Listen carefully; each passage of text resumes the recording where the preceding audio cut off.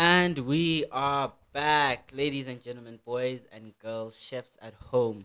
The ingredients that I have for you guys today, like guys believe me, I have an international mbogoto. Live in studio, la la la la la la. In studio, sitting with us today. We've got Amahle. Amahle, hello. Hi, How are guys. you? Thank you for By having the me. way, I feel like people should know that you're much taller in person. Like significantly What? You taller. thought Nekilimo shorty? I thought you were probably like, yeah, not as tall as you are, but you're quite tall. Really? Yeah. No, I'm known for being tall. Yeah? Yeah. Really? Yeah. Is that your thing? Is that This your is brand? my thing. That's my personality. Amongst other things. Yeah, amongst other things like Okay. politics and such. And we're gonna talk about it all. We're gonna get into it. Yeah. But before we need to loosen the blood, loosen the muscles. We have an icebreaker in store for you Okay, Lance, who's about? already. So no one in studio knows the game but me. And the game is that we get stranded on an island. Okay. And you're allowed to bring one thing. I'll start. I am bringing a key to the island. And if what you're bringing is correct, I'll tell you. If not, I'll say no. You'll get it as we go. But I'm bringing a key to the island. I'm bringing water. Well, there's water around the island. Not allowed. Tsecho, what are you bringing to the island?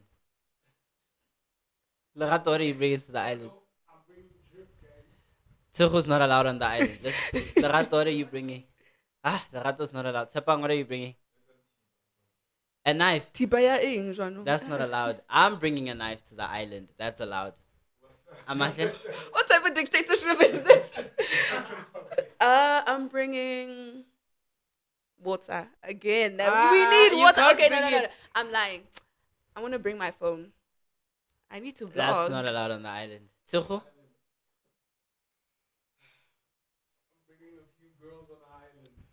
That's not allowed on the island, bro. Lerato? That's not allowed. Tshepang? Nama. That's allowed on the island. I'm bringing. Okay, I'm running out of things to bring. But the only thing that you're allowed to bring are things that start with the first letter of your name. That's why I brought a knife and keys. Oh. Alice Low. So I'd bring Kaylani. Alice Low. I'd bring Kaylani then. Well, that's to do- my other name starts with a K. My other name Okay, starts with a to K. do- Khatliso, but To do what with Kaylani? she's pretty. She's like, and she can sing for me every day. You know, we're stranded. Kaylani Wabat is also worried. She's also stranded on an island. I vocalize it. Marapoe. Okay, for an A, maybe I'd bring apple juice because that's the Okay. supreme. Okay. So, let's start at the beginning. Sharp. It is 2003. Yeah. Oh, my word. You are born where? That math. How do you even know I was born in 2003? I thought I was keeping my age You thought you were incognito. Mysterious. It was 2000, guys, not 2003. Yeah. So, where were you born? So I was born in 2003. I was actually born in Soweto. I was born in Kobara, Gonal Chris Hani Hospital. Started in the hood, and now we're out. Sorry. Because, you know, all my friends are all my friends are Park Lane kids, Yeah. Mill Park kids. And I was like, I'm a Deep Kloof kid. But anywho. Yeah. And then I went to primary school in the suburbs. I went to high school in the suburbs. And I think that shift from creche life being in Soweto and like my whole high school scholarly life being in the suburbs is what kind of radicalized me politically. And I'm a sister of many, many, many kids, but I only count 3 of those kids. I'm joking. Before I get into trouble with my parents. Hey, anyway, and what other things? I study psychology, and then my second major is this major that I designed in African democracy after revolution and dissent. And it's basically just an ode to the South African democracy because I really do want to see our country prosper and everything. I mean, I love us so much. For the people that know me, you guys know that I study at Wellesley College and MIT, which has been quite challenging. Wait. Sorry, I need to jump in. I don't want us to rush through this childhood. Oh, I you want think it was- childhood? I Ben. want us Okay, to so start- because usually people want me to go from childhood, but they jump and then tell us about. In this Okay, sharp. we will speak until the sun goes down. Oh, okay, cool, Yes. cool. So my childhood, okay, I grew up in Protea North Mm, for I think until I was 3 or 4, mm. and then I moved to the suburbs. And growing up in Protea North was phenomenal. It was an amazing childhood because, like, the people that were around me, like, it was a community. It's not like Modi suburbs thing when you don't know your marque's name, your marque's dog. No, and so it's like we know each other, and that's why every time I come back home, the first place I go to visit is Protea North, Obo. I actually have And cousins then there. and I think one of the biggest contributors to my childhood was church. I know I'm a very, very big critic of the church and the institution that it has become in terms of like it being a money Yeah, grabbing yeah, yeah. From an institution, organizational perspective, organizational yes, yes, yes, perspectives, yes, administrative yes, perspective. yes, But yes. there's friendships and there's a lot of teachers that I've gotten from there that really taught me about politics and that really walked me through a lot of my passions. And that is something that I will always, always treasure. And then another good part of my childhood was like I loved to swim. Mm. And it scared my mom because I don't know if there's this generational thing with black parents. I don't know if it's everyone's parents, but they hate water. But the thing is, they always take us to water resorts. They'll take us to Bila Bila. They'll take us to Emerald. They'll take us to Cape Town, and they'll be like, "Oh, ska kena molo I atle." feel you must Okay, just, it's for the picture, for the but cheese, for I the want to swim. I smile. want to be Mm, Chad mm, Leclos. I want to be Natalie the mm, toy. I mm. don't. Who's a black swimmer I can name? It's Wah, like, wah. have you seen? Because I got Yeah, I'm gonna tense. tense a little bit. But then, yeah, some of my favorite sports were netball. I think quintessential Black South African sport for a girl. Yeah, yeah, yeah. Netball. I really like to do tennis. My favorite subject in primary school was math because Mm-hmm. when math comes easy, like it's nice, it's nice, it's nice, it's nice. But then, yeah, then it became history. Jajig is into. Yeah, and what else do you want to know about So my math went, childhood? okay, math became history. Well, math became history in grade 10. Okay. I think there was a time in grade 10 when I was getting really good marks, and then midpoint theorem just came through, and then it Hey. was like, Yeah, yeah, yeah.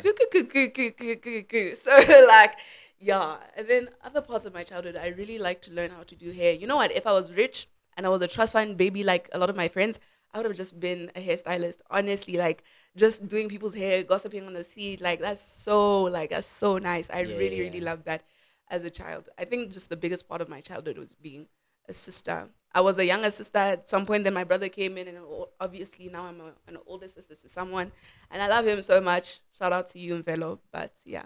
Yeah. So two things Mm-hmm. actually, three. So the first is it's very interesting that you mentioned God because recently we just got a partner on Mm. board. This I didn't buy at Zara. You won't find it at Zara. Oh. Boycott Zara. This I didn't buy it anywhere. Mm. It's an upcoming brand Mm. started in South Africa by a South African. Mm. God prevails. That's the motto. Mm. And they're our fashion brand for the show. So shout out to Mm. them. Thank you guys for coming on board so much. Mm. Second thing is this childhood. I want us to really touch the school in Emerentia. There's a school in Emerentia. It Blunyana. We're gonna speak about it, and we're gonna speak about the experiences that they put you through and what Mm-hmm. that meant in terms of your pivot to becoming and engaging in more political scholarly spaces as Yeah. opposed to just every day wake up, do the normal school routines. Mm. But before that, which is the third thing, Dijo. Okay. I can already see it. I was looking at them. I'm like, I'm Uh, hungry today. so Thank you. Bantley says that a Ooh. chopstick and active a chopstick. How come no jacket Oh, chopstick? Nkosi yam. On the camera. In the people, bazabanhlaza. So I prepared a chow mein for you. And the Mm-hmm. reason that we took so long to shoot today Mm. is nekrekile chicken. And then Mm. as I was making it, I realized that this chicken is expired. Like it was off. So I had to go buy more and restart the whole recipe. So That's forgive us, but I easy. hope it tastes good. Thank you. The I can already producers smell said it it. tastes good. Mm. Um, but I really want to start eating up this blue school in Emerentia. Okay. You start there in grade 8. I start in grade 8. When does it start becoming a place that you can no longer just attend every day and go home, but a place that you decide I From need the to first revolutionize? from the first day, Katlego, like I'll never forget, because now I have falsies in, like I have individual lashes in, but my lashes are quite dark, right? So because my lashes are dark and very curly, my eye looks like it has a natural eye line on. Mm-hmm. So there was someone who was in leadership at the time, and I was in my geography class, and she came and she like rubbed my eye and she was like, "Do you have eyeliner on?" And I was like, "I don't have eyeliner on." And then she even went to fetch makeup wipes for me to take off the eyeliner because she legitimately thought I had eyeliner on. And the way I like my friends who I had just made in orientation, they had to tetelela me. And then the only time I was believed, Uguti, this is not eyeliner, this is Khakliso or Amahle's real eyes, was when a white girl stepped in. And obviously, at that point, you're in denial. Like, you're a 13-year-old. I was going to turn 14 in August. So I was like, okay, cool. This is the state of the country. I mean, this is the state of the school, but I'm going to have to Nyamezela because it's a very prestigious school and it's a school that my mom could genuinely, afford. And then the year goes on, and I'll never forget because there was a black head girl and she was crowned head girl. Mm. And these white and Indian girls were like calling her the B word. They were like, "Oh my God, this girl, she didn't deserve it. She only got it. She only got it because she was black." And obviously, the black girls in the class were like, "Excuse you." So Mm. we started talking about it, and we were like telling them that it's not right to say things like that. And then we went on about our business in that math class. But the thing is, when we were speaking to each other, we'd speak to each other in Totital or in Vernac. These white and Indian girls centering themselves in this conversation, they thought that we were gossiping about them. So they reported us, and from that day on at that school, I was like permanently banned from speaking Vernac. Me and my two other friends.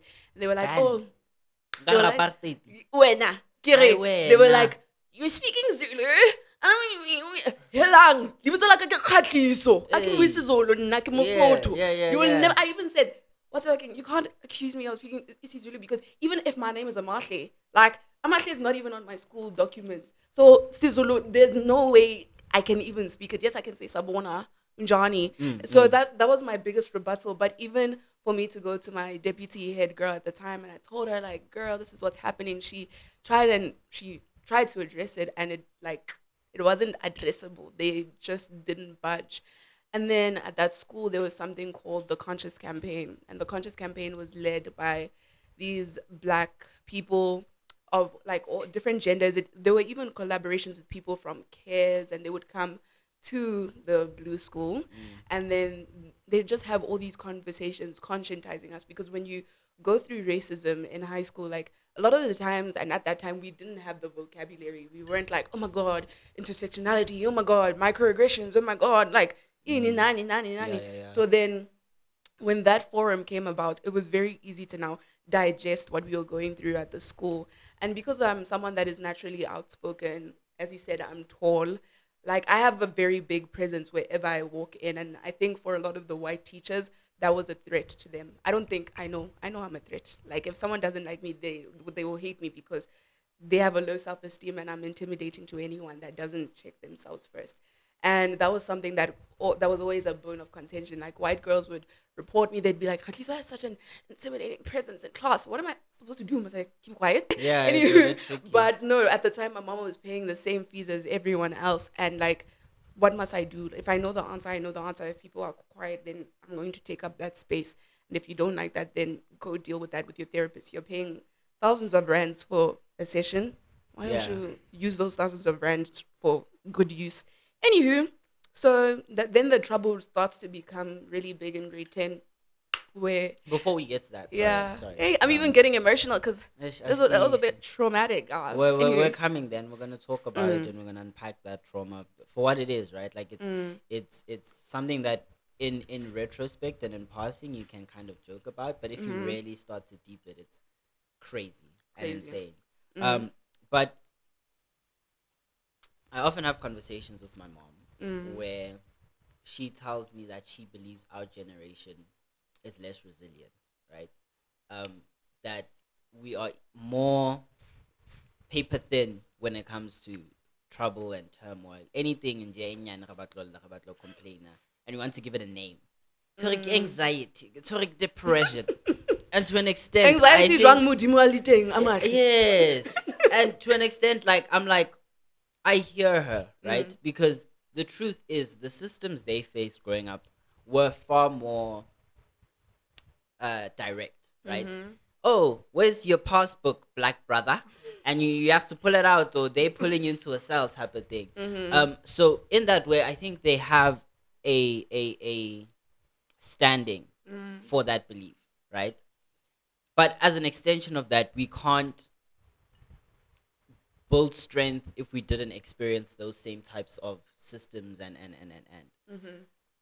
So I'm not sure what the parental dynamic is like at home, but I'm assuming that your parents got some of that apartheid system or at least the knock-on effects of it, right? When you go home and you say, "Mama, bantura eyelash," does she say, "Nah, nah, my sister, mangenze selling, so grow up," or what's the conversation like? So the conversation was tough at first because I don't think my mom was prepared. I don't think my mom was prepared to have an outspoken child because my older sister, she was very like, she's very reserved. She also went to a private school. In fact, she went to private school the year that apartheid ended. Wabona. So for her, it was like if your sister could go through all that and she survived and she wasn't meek, but she could keep her head down, then you can do that for the next 5 years. When you get to university, that's when you can do all this comrade Bogota type of things. But for my mom, it was also very difficult to understand because I wasn't as privileged as the people at that school, right? I had more to lose from speaking because even though I did go to that school and I could afford it and I live in the suburbs and everything, there were people who had the option of going to a more private school or to a more expensive school. This is the best school that we could afford. And so taking that middle class tempest into consideration, that was very difficult for my mom. And then another thing that was difficult is that my mom also got shot because of apartheid, right?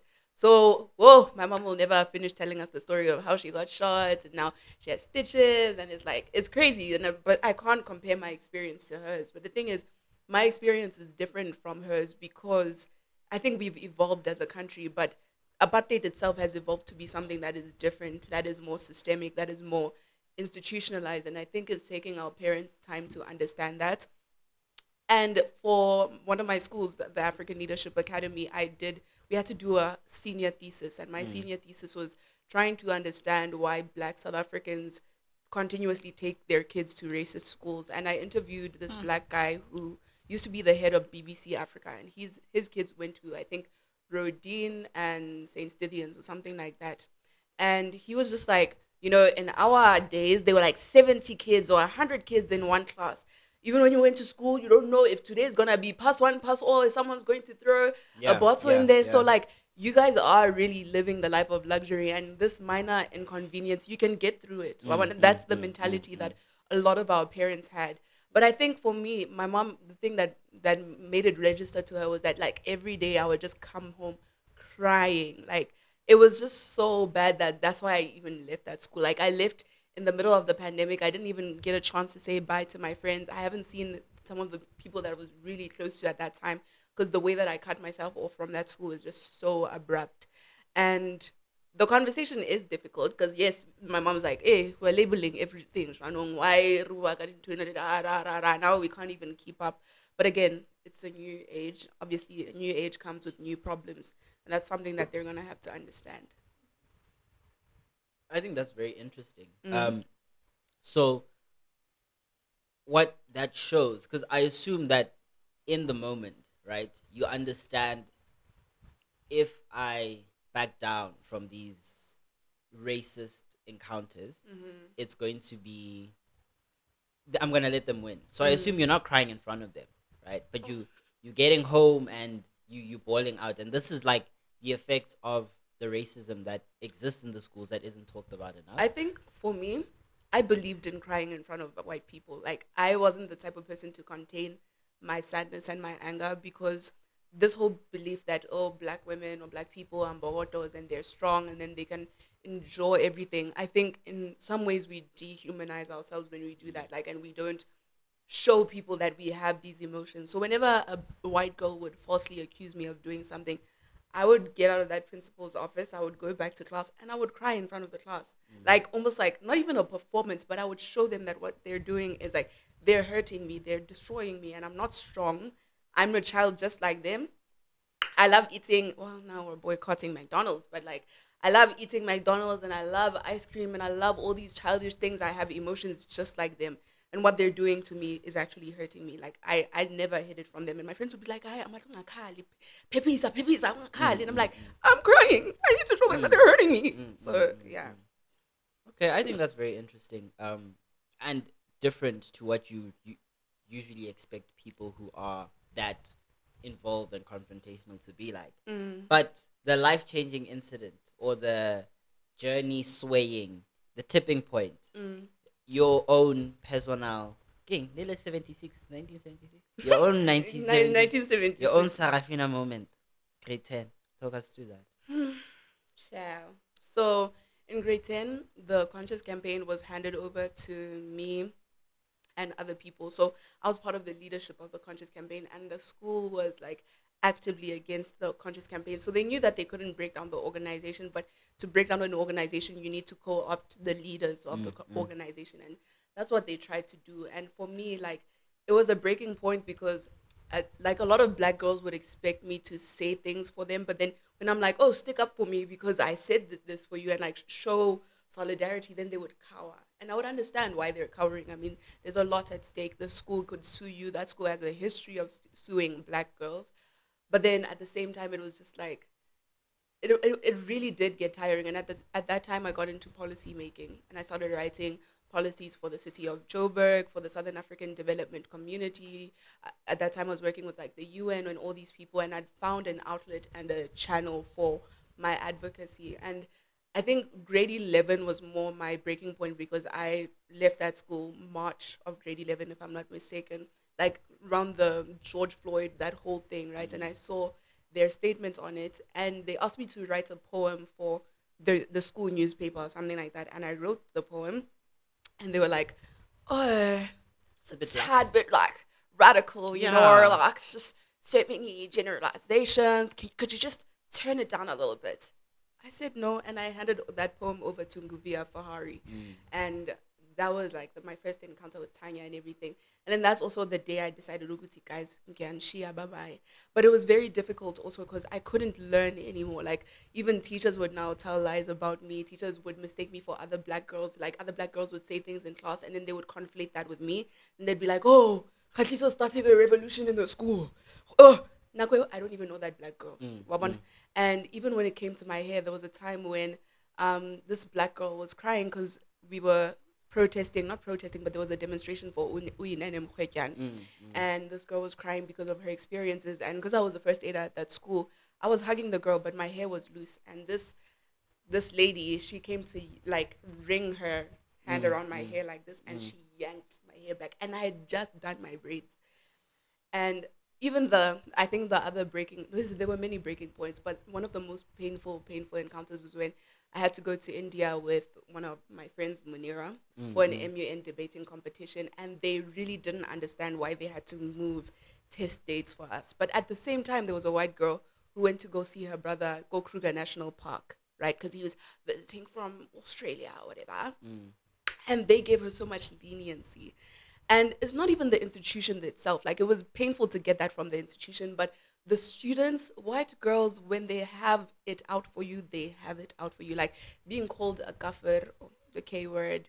Like they're like, "Oh my god, if you're not gonna say the K word and he's like half white, like why can't we say the K word?" And like, because you're not half black, Yeah. like Yeah. you Yeah. can't say the K word. And I was reported because this girl who said the K word to me, I was like, "How would you like it if I called you a colonizer?" And I got into trouble for calling her a colonizer, for being angry at the fact that she called me the K word, and I was forced to apologize for like prompting her to call me the K word. Yeah. Yeah. Does Yeah. that make sense?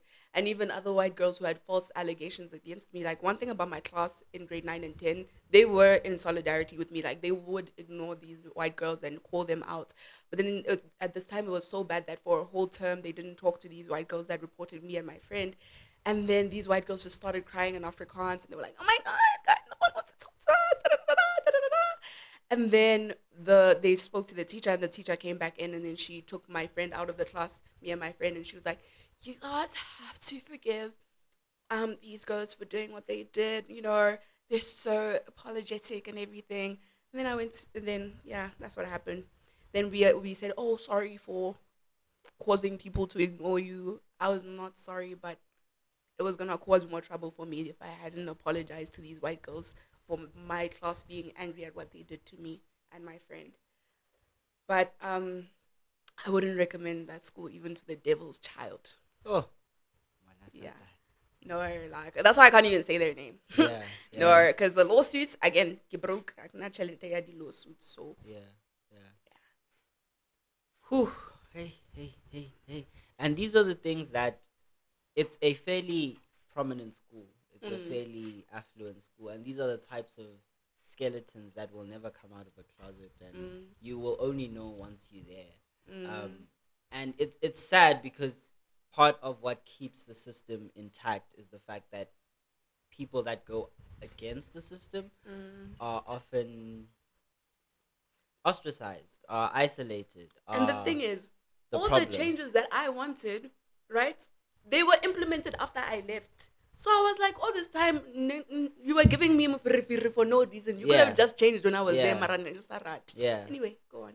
But it's I don't know. Like I think it's very difficult to change a system is that thrives off excluding certain groups of people. I Mm-hmm. think even um, the religious aspect of schooling and of schools is one thing that makes it easier for them to get away with doing bad things because Mm, of the dogmatic and like archaic nature of the church. mm, So I don't know. I think it's very difficult, and that's my question to you, and perhaps the advice that you give people. Right?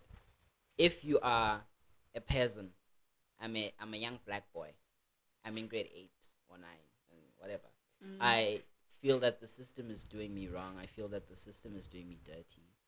But there's a lot to lose. There's a lot at Hey. stake. And you experience that loss. You experience Mm. those stakes.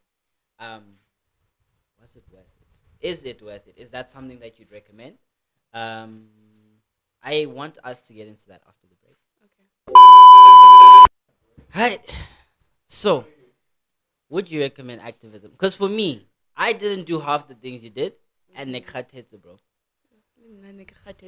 Like, oh gosh, I wouldn't recommend it. I'm Yeah. I'm gonna be so real. I wouldn't. I feel like it stole a huge part of my childhood, and I think for me, the point of my activism was to afford Black people a childhood. Like I think it's very intentional. Even now in my 20s, I've entered my 20s. This is the time that I'm taking to live out my teenage life. Like a lot of my friends, they navigated friendships, breakups, all these things when they were teenagers, when they were in high school.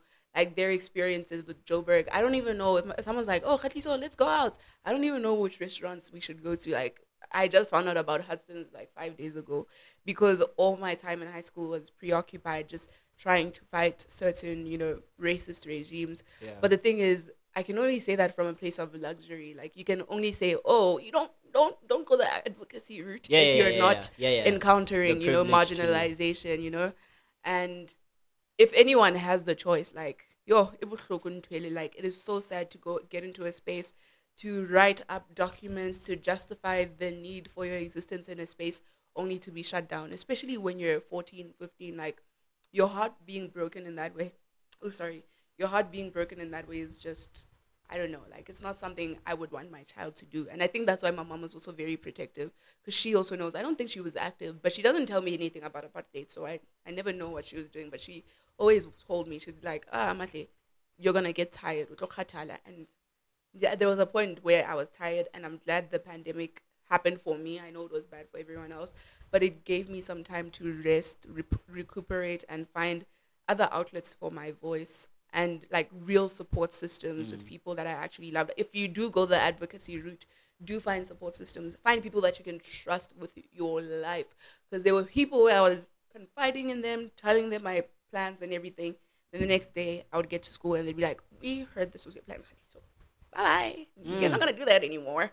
And then, yeah, I don't think it's anything a child should be going through, but some children do go through that, being that South yeah. Africa is the most unequal country in the world. Mm. Yeah.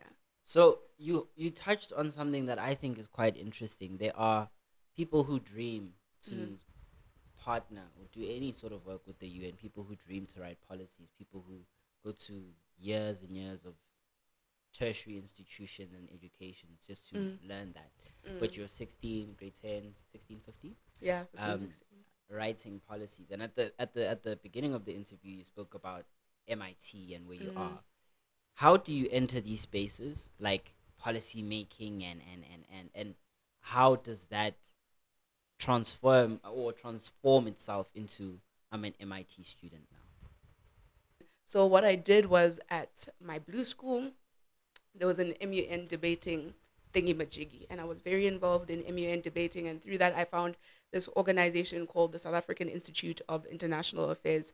And I worked on so many projects with them. And then I found out about the African Leadership Academy, and I worked on some things and some conferences with them. And that was really cool. And I went into these spaces very confident, very um, like with the intention of networking. Mm, And I'm really glad that the spaces I was in taught me how to network. Like that when I go to a specific space, I have to wear a certain way. I have to have a certain yeah, yeah, poise, yeah. posture, cadence, gait when I enter that space. And that's what really fascinated people about me. And I think something that really propelled me further was that I was young. Like people were like, how are you this young and you're talking about the just transition and how climate justice in South Africa needs to be intersectional, right? Like all that, those words coming out of a 15-year-old's mouth, that really made me not to toot my own horn, but a prodigy within that space. I So I went want, that genius, young Sheldon. yes, the prodigal daughter, if I should. Okay, Anyway. okay. But then, like, even when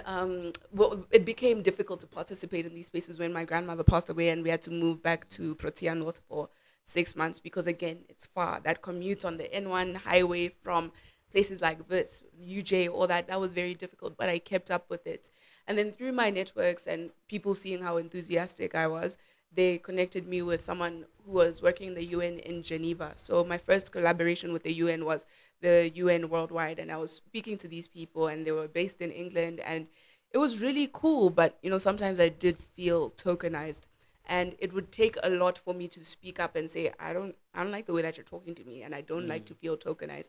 And I would consult with a lot of my friends. I got consult with people like I don't know, the former head girl of that blue school, who's a good friend of mine. I'd be like, oh, what do I do in this instance? And it was really cool to have that support system around me. But it's very important that when you step into these spaces, you know that you are the prize. Like Lori Harvey says, like these people need you. They need your voice. Don't feel like, oh my God, I'm this imposter. Oh my word, I'm just this little, humble girl from Soweto or Yeah, whatever. yeah, yeah, And like yeah. they want me here, and now let me just take in whatever they want me to take in. No, because in instances like that, that's when people start to take advantage of you. And I've even turned down a lot of like collaboration deals with some of these multilateral organizations because I could see that I'm not benefiting anything from this. And there are things that I've done that I really benefited from that just gave me a lot of purpose and that gave me a sense of, okay, I'm doing something on a grassroots level. But a lot of the times you're just being tokenized. And then, anywho, now you asked about me going to Wellesley College and MIT. So after I How do you do left both? Is it once? I'll explain. Okay, okay. So after I left the blue school, I went to the school called the African Leadership Academy. I have my own contentions with them, but in terms of networking, they taught us a lot. Like I had an internship in New York for 3 months at a very good company, and that was really cool. And I got that network and that connection through my school. They were like, "Oh, here's this thing. We know this company. Just apply there and see what happens." Right? And so they've exposed me to a lot of opportunities, a lot of people that I've gotten to speak to because of them. And then one of the networks and opportunities I got was to study overseas. Most of us who go to that school study outside of Overseas, of course, Africa. of course. So I have people that I know that are at Yale, Harvard, MIT, all that, all that. Yeah, yeah. So I applied to Wellesley College, which is a women's college in the United States, or historically women's college. And I What does really, that mean? Sorry, does that so mean Basadi fell? yeah, Basadi fell. Okay. But now it's no longer Basadi fella because of, different gender categorizations. Like people will come in cisgender, then they become transgender, or they identify as non-binary. So like to be like to honor that, we Inclusive. say Mm. historically women's college, right? And it's really cool because one thing I did like about that blue school in Emerentia was that it was a girls' school, Mm. right? I really liked not being under the gaze of the patriarchy, and that's something I don't speak about enough because when I got to a co-ed school with people from other African countries, Jesus Christ. Oh, kere I'd wear a short abantu bati. Oh, are you trying to get out? I get on you don't wear shorts. It's fine, you don't wear shorts. But in South Africa we wear shorts. You Yeah, get what I'm saying? yeah. And so there were a lot of barriers within the African patriarchy with South African boys, with boys from other countries that I just like I didn't see myself living through that. And for me, even when I was choosing schools, I was like, Do I want to go to a PWI, that's a historically women's college, and have the possibility of racism, or do I want to go to a predominantly black school and then have the possibility of like encountering the patriarchy? I chose racism over the patriarchy, Kesana, because yeah, hey, Bashimani Lona. I anywho, Mm. anywho, but and then so I got into Wellesley College, and it was very difficult, especially because I'm an international student that needed financial aid. When you're an international student that needs financial aid, is it's difficult to get in. It's like a 3% chance of you getting in as an international student. For domestic students, it's easier. And then the reason why I go to MIT and Wellesley College is because the brother university to Wellesley College is MIT. So Okay. every historically women's college in the US has a brother university. Oh, So okay. Barnard has Columbia as the brother. It's not a brother, but a brother Yeah, yeah, university. yeah. And then so Wellesley has MIT. So I take some courses at MIT. Like I can take half of my course load or one course, and then through that I'm exposed to the whole of Boston. So there's things and conferences I've done in Harvard and stuff because we're all together, especially as the black community, because we're so few. We just know all of each other. Yeah, yeah, Yeah, yeah, yeah, yeah, yeah. yeah. Phew, that sounds like a very extensive journey. I think a resume that many people will live 45 years and never touch. So I think it's very impressive and well done to you. Oh, Kudos to thank you. you. I was watching a video once. Mm, Mike Tyson was on an interview. I think he was with the South African. I can't mm. remember. But he said when he came to South Africa, he went to Soweto and he I saw saw a that. kid, a 4-year-old, carrying a 2 kg pig or like a 10 kg pig. Like, what? No one does that in South Africa, bro. Like, who told you that is a Who told you thing, that? Just bro? like when Dr. Uma said that South Africa has Mandarin as an official language Yes, and not and Zulu, I was like, yeah, and he was like, oh, that little South "Skakamnyonza." African boy had nothing but that pig, but he was so happy. Eh, that is crazy. And that is me watching an interview, right? Mm, You are now living here, I am and within. black people are minority, firstly, Mm, and I'm sure it's worse when you're an immigrant. yeah. So, what has that been like? Would you say you live in the African diaspora or you're part of the African diaspora? Um, I mean, technically, I am because the mm, denotative mm. definition of a diaspora is that you're away from Yes, your yes, yes, home. yes, yes. But did I interrupt your No, question? no, no. No. Yes, I would say that I'm a part of the African diaspora because I do engage with African Americans and Afro Caribbeans in a very meaningful way. Like for me, ke rata batho ba bantsho, and I want to see myself around them a lot, especially being that in a lot of these schools, like we're so few. Like if I see a new black person, like I'll go approach them and I'll be like, I've never seen you before. Who are you? Like that's how few we are in these institutions. And so, yes, even the Caribbean parties, African American parties, I am there, I am within.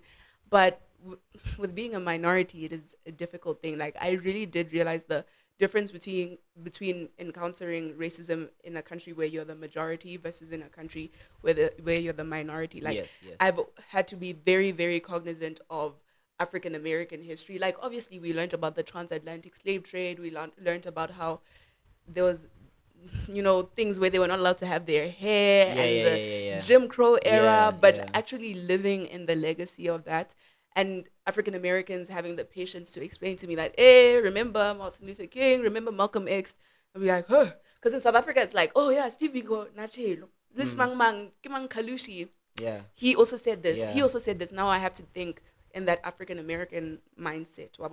But the other difficult thing is that when you're an immigrant, there's a lot of diaspora tussles or diaspora wars, if I should say so, especially with American ignorance. And like, at first, it was very difficult for me to make friends with some Black Americans because other people just couldn't see me as Black. There were people who would say, "Oh, you're not." I told you guys, but they would say, "Oh, you're not Black, you're African," and I wouldn't understand that, right? Oh, And I'm really, okay. really happy that I had the Black American roommate that I had because she took time to explain like different sides of this conflict to me because I just couldn't understand. Like as South Africans, we know that we have similarities with Americans Yeah, yeah. because we're a settler colony. We live with white people, all this and all that, and we're very tapped into their culture.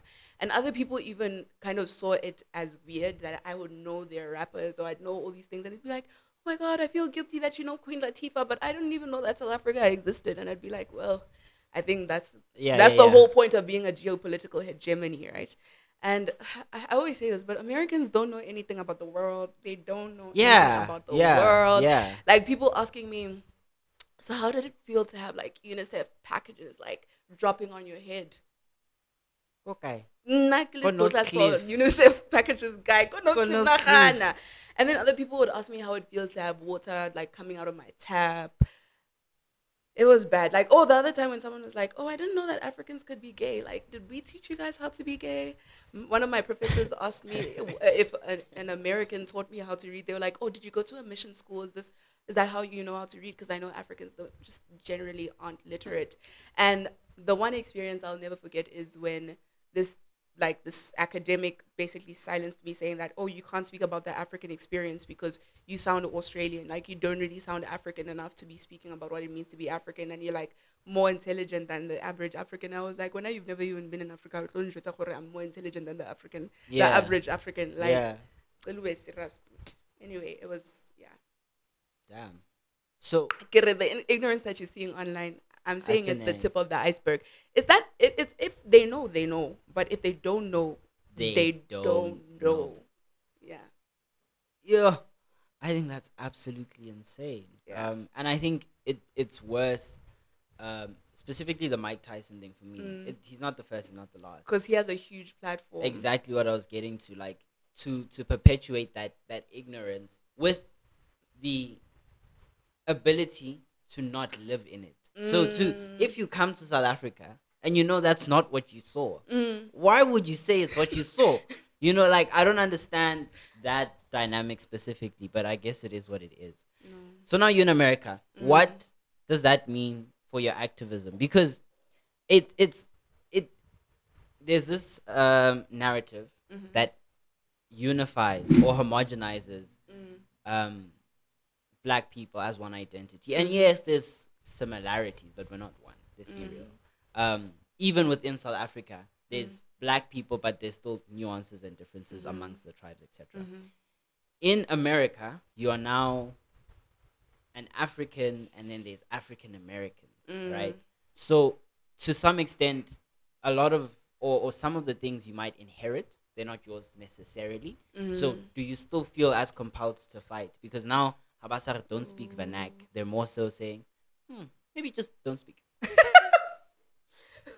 That was so funny the way you put that. But I've just had to sit back on certain conversations. Like, if I'm the only black, often I'm the only black person in my classes, right? Okay. So if there's a black thing that I need to talk about, I'll talk about it. Especially if it's like an African American thing, I'm very well versed in that because I had to study that, right? We had to study it in history, and I'm also very interested in the similarities between African Americans and South Africans. However, if there's an African American in the room, I'll just give them the space to speak on their experience. Like, I can't speak on that experience. But if there's something happening within the black realm, I can't necessarily speak about it or have that space because I have the intersectional identity of being an immigrant. And it's not even that I'm restricting myself, it's just that some people have made me feel like an imposter in those spaces. But some people have actively said, because you are black, even if you're South African and you're not an African American, like, you can speak. I think it just depends on the context. For example, if it's something about police brutality, I will go and show solidarity, but I can't lead in Yeah. that conversation because it's not my conversation to necessarily lead. But if it's something about how black students are treated in classrooms, then that's something I can speak on. You get what I'm saying? Yeah. It's just solidarity all across the board, but I just know when to step in front of the mic or when to be the solidarity behind the person that is in front of the mic. I think that's very interesting. But now, let's chat your brand, right? You have, since arriving in America and being the international student, you are becoming a very prominent political commentator within the South African context. Really? Oh my god! Especially in the right kind of context, right? Because you're not politically commentating for older people, right? It's you have people our age that are now listening in, which are the people that lack the highest level of political consciousness. What pushed that move? Because now I suppose you could have been an out of sight, out of mind. Out of Yeah. sight, out of mind. Yeah. Yeah, like Axel born El Safara. I'm at the hood. I'm at the hood, yeah. Enjoying. I have In and Out, Luna, Big Mac. You know. So how did you still feel the not only need to say I support you guys, but to Mm. show that on a huge platform and to continuously do that? So, firstly, South African issues affect me from abroad. I think one thing that I always speak about is my mom being unemployed. My mom has a master's degree from Wits, right? Mm. And I think that is something that always breaks my heart in that, like, she worked hard as a black South African. She got herself out the hood. Her children, except for me, because I'm the middle child, they all went to private schools. I went to a semi private school. So she was Mm. like, I'm not going to try with you. You're going to make it out of the hood anyway. Yeah, But, yeah, anyway, yeah, yeah. but, like, she really tried. She worked hard and everything. And just seeing myself have to work harder. I work two work study jobs. I don't have the luxury that a lot of like South Africans who are overseas have. Like some of them, they don't have to work. Their parents are, you know, sending money to them. I think that radicalized me having to just work. Like I didn't expect to work this early, to be Yeah. honest. And then I do care about South Africans because one thing about South Africans, they can take away your passport very fast. Like you Yeah. say one thing, and South Africans are like, "You're not South African anymore." Yeah. And I think this is my way of overcompensating and saying, "Okay, look, I'm still connected because I don't like to come back to the country and people are speaking about something and I don't know, right?" And I think for my platform, I was just speaking, "Nakia Pepe Reza," and I was like, "Oh, all of a sudden I have 100,000 followers on TikTok, Yeah. weird Yeah. and stuff." And yeah, I don't know. So Can you what ask that question again so I can answer it? Because I I think feel you like did. I think you okay. did. What Mm. what is the jobs that you're doing now? Like what are the So types of I just work on campus. I'm not allowed to work off campus, so I work on campus. yeah. Um, like an administrative assistant and everything. It's fine. It's manageable. It's giving me the dollars. Mm. So and I have my Rare Beauty blush and everything. Have my Mm. iPhone 15 that I got for myself. I'm Love completely it for you. financially independent, which I'm happy for my mom for, but for me, this is not funny. Yeah, It's yeah, not yeah, funny yeah, at all. yeah. But yeah, there's a lot at stake for me again. Yeah. Hmm. I think that's interesting. I think the one thing before we close and we Mm. wrap that I would like you to comment on is voting. I know you are on YouTube right now and you're Mhm. doing a series just breaking down each party's manifesto. Mhm. But a lot of people, I think me included, I'm so indifferent, and that's Mhm. obviously something that comes from a place of privilege. Mm. But I think it also comes from desensitization to the types of motivation and incentives they give you to vote. Mm. What would you say is your biggest motivator for voting? Like, what would you tell people? The one big reason above all else that they should vote. Okay. In 2010, oh, you were not in grade one in 2010. In 2010, I was in grade one. And like, they were like, South Africa is just this beautiful country, and the FIFA World Cup is, it's giving us hope. And I think from there, I imagined what South Africa would be when I'm older, like having to buy a house, getting medical aid, like just having a happy country where everyone is equal, right? Mm. And I think this is me living out my childhood dream. Like, this is me trying to get to that place that I had imagined when I was in grade one in 2010 during that FIFA World Cup when everyone loved South Africa. And when you're patriotic to your country, you want everything that is good for it, right? We're seeing right now with what's happening at The Hague with the ICJ. South Africa does have a lot of potential. Even when we're seeing, even traveling, like being in the US showed me how good I have it in South Africa. Yeah, yeah. Being in the US showed me how I know this is very arguable, but how good the South African education system is Yes, in yes, yes, equipping us with certain yes, conversations. Like yes. Americans can't have racial conversations without using TikTok jargon unless they're black. Like black Americans have the depth for those conversations because they're black. It's their lived Yeah, experience. But like that nuance and that complexity is lacking in other powerful communities that aren't black. And that's something that's so foreign to me because I could have racial conversations with white South Africans. Why can't I have them with white Americans, And that showed me that South Africa has a lot of good things going for it. I mean, I spoke about biodiversity. I speak about like the perfect location that we're at in terms of our harbors, like not even just people and yeah, yeah, we yeah. ourselves. Like there's so many Geographically, things about the country that could lead it to be one of the most powerful and impactful countries in the world. And if the election is one of the things that is standing in the way of that, then let us go and vote. Let us register to vote. I even registered to vote, and I'm going to vote from the US. I don't you know if can I'm going do to that vote. Yeah, I can. online. No, no, no. I go to the embassy. So I'm going to travel to Oh, the nearest embassy. I don't know if I'm going to go to DC or New York, but I'm going to, yeah, I'm definitely going to go vote. And It's very important, guys, because the last time I didn't vote in 2021. I didn't vote in 2021 because I was like, what's going to happen? Like, what is my vote going to do? Your vote matters. If 10 million young people are like, what is my vote going to do? What is my vote going to do? Then all 10 million of those votes get lost, Yeah. right? And the people, I don't know if you saw, there was a stadium in, was it Mpumalanga yesterday The in ANC Bombela? one, really empty. Correct. No, the stadium was full yesterday. There was a stadium in Was it Bombela. But like people were there. the They were ANC one? within. Yeah, yesterday. I'll even show So you the it's video. late. Because Like when I saw the video, it was so empty. I was like, really, it was full. I saw it on Ramsey. Twitter, and I was like, these are the people that are. Anywho, um, but it's very important to have a voice in your democracy. I think democracy gives us the freedom of choice, and why not exercise that choice? Do we know the parties that we're gonna vote for yet? I don't know, because people are like, Khadija, who are you voting for? I don't know. Yeah, but I don't know. I've made to my vote, videos. you must vote. Yeah, that's registered, guys. Yeah. I hear that. I think also like a big misconception is if you don't vote, the vote goes to the majority. Correct me if I'm wrong, but the way it works is that the the smaller the voter base is, Mm-hmm. the more an individual vote counts. So yeah, Really? so Oh, is it so because we're a representative democracy? Oh, okay. So if there's 100 voters, then Mm. each person's vote may count like an eighth of a vote. But if Mm. there's 10 voters, then each person's vote counts like 2 votes. And so Oh. the less young people vote, the more older people have power. And mathematically, it means that the ANC will be more likely to win. So to an extent, it does go to the majority, but it's only because of the numbers of it all. Oh, I didn't know that. I'm gonna have to educate myself. Votang. Guys, please. You see with the whole Nasfa saga, people are Yo, crying about it's that about go to. You know skolong. the thing is, like, there's so many things. 58% youth unemployment Oh, rate, guys. so many things that we could speak about politically until the sun goes down. Until the sun goes Hey, down, Mardi chat. Petri Tseralla.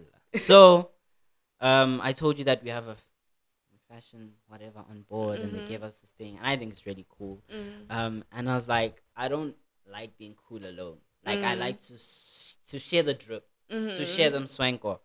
And they were like, who's coming on board? Kere guys, we have someone international. Please do what's right. And they were like, we got you. So, Amahle, Mm-hmm. as a thank Oh, you. that's why you were asking me about my t-shirt size. Yes, as a thank you for coming to the show, freeing Mm-hmm. up your time. I know, like, your time in South Africa isn't as long, it's very Mm. short, and it's also very busy. Um, so we really, really appreciate you making time for us, even with the delays in shooting. Um, we have a little something for you. They're going to bring it on the camera. I want us to. I don't want to keep it in the thingy. Okay. I want to open it, and then I'll give it to you though at the end of the thingy. Um, can I give it to you to Ooh. like undo? And I think it also aligns with your Sponsorship brand. haul. It aligns with your brand. Ooh. Because at the end of the day, I think you're And this is quality. huge. Yarra. Yes. This Yeah, is- email, papa. Yeah, I feel Yeah, like email, I was imagining King Mr. President yeah. is giving yeah, Zara yeah. chair. Yeah, Thank you. Ooh, so plastic. I think this is testament to your brand in many Mm. ways. I think this is testament to Bravery your beyond time. And the one thing that the chefs can take home, the most important ingredient is owning the space. Mm.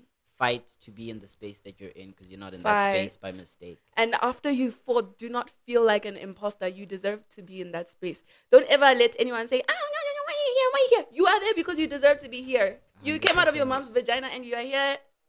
Be there. Be there. Sorry. I'm a 100%. very Don't worry. vulgar person. You can take that out. Aye. Yeah. That's all. Yeah. Don't let anyone make you feel ashamed. Yes, son. Yes. Occupy space, and do so proudly. No hate to the C-section kids. Um, that's the big. that's the big takeaway. That's the big ingredient. An inspiration to many young South Africans. If you're looking to go abroad, you've heard it. Really feel it ingredients. This guy really the recipe. Thank you so much, Amahle, for your time. That, ladies and gentlemen, was yet another recipe for success.